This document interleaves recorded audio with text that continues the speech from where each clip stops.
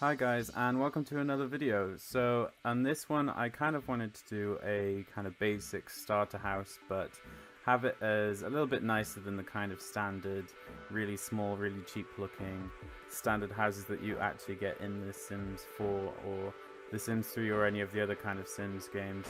I tried to keep it under 220,000, that was it. I don't know why I'm saying 2. I tried to keep it under 20,000 simoleons just because that's obviously the kind of start that you get. But I also wanted it to be really nice looking. I didn't want it to look really cheap and, you know, really basic. I kind of wanted to give it some design. With these kind of houses, I never really go for anything that's set in stone, if you know what I mean. It's kind of just whatever happens, happens, and hopefully it turns out looking nice. There was some moments with this build where I kind of wanted to do a little bit more than I actually could do, which was one of the limiting factors. But then I always find these kind of challenges where you get to just kind of do it and see what you come out with is, you know, it helps you like create, helps you develop as a creative person. That's what I'm trying to say. But like here I'm just the very sort of basic tiles, nothing that's really like extravagant and fancy, but at the same time kind of the flooring that looks nice. And again, you know, I kind of just go with themes as they come along. I kind of start with the flooring and the wall and then go from there. But I always try and mix it up during the different house builds, just because no one, well, I don't really want it to be the same, every single house to be the same.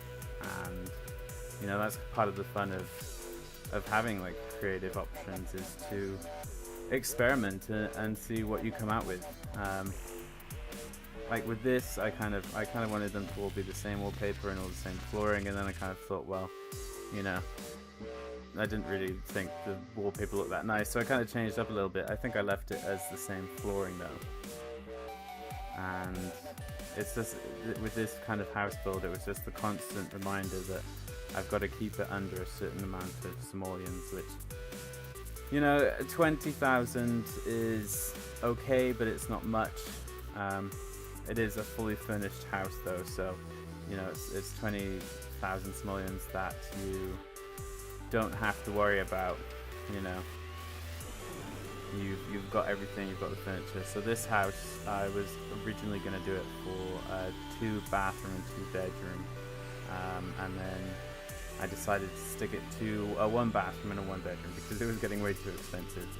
The roof was kind of like the awkward part, I thought, because of the shape of the house. It just didn't really seem to design very well. You know, I tried to make it sort of look as neat and nice looking as possible, and this is the roof that I came out with, so I suppose you can't fault the originality, at least. And then there's a little bit of a pole there just because I thought, well, I suppose at least that makes it look a bit more like normal looking, you know. And then this little brick tool to paint the floor, so that you think that it's a floor, but it's actually just painted grass. And you know, those little flowers are actually really good for the cheap houses because it's free. So you kind of get that whole, it looks a bit more in depth and you're actually not having to spend anything else. The kitchen was very extravagant for this kind of build. Again, you know, I just kind of went with how I felt while I was doing it. So it was very much just a sporadic kind of design, but I actually quite like the design. I actually think it's quite different from the usual things that you would see in a regular house, and it's definitely extravagant for a starter house. Anyway, it's not like a basic, you know, 2 cabinet, 1 fridge, one cooker kind of thing. It's like a full-on kitchen. So, you know, I think with this kind of kitchen as well, you could probably like just keep it really and just update like the stove and the fridge while you update the rest of the house, because the design is, you know, it's not the basic kind of design. the way that I think it looks quite modern, you know, to be honest. That's my personal opinion. And I don't know, I quite like the way that the kitchen turned out. I thought it looked quite nice, and this was actually probably one of the longest things it took me to build, and probably added the most expense. So then trying to turn this into like the dining room again, you know, with these starter houses you kind of have it as just one room, but the kind of sometimes like I like to make a starter house that you'd be in and then you'd move out from, but other times I kind of want to make a starter house that you would just build up from, you know. So you move in, and then instead of moving out you just sort of add another room here, or you update the furniture a bit, because it's not like starter house standard, you know. It's like a full-on proper house, just at a lower cost. And I think it even comes with a fireplace. Yeah, I did leave the fireplace in. So I mean, like, you know, I don't think that's bad for a starter house. Starter house for 2. And you know, I think that's what the best thing is with the Sims 4, is that it's so easy to just add another room when you want to, and still have it all look nice and fitted and everything. So this is the bathroom that didn't ever become to materialize because it was becoming too expensive. Feel free to add the bathroom back if you want to. Oh, do you know what? Actually, no, I remember. I got rid of the tub, but I left the toilet and the sink, I think, with the living room, with the dining room. That's what I'm trying to say. I don't know. Probably because I'm watching myself do that. That's why. The bedroom, I just kind of wanted to make it look a little bit different.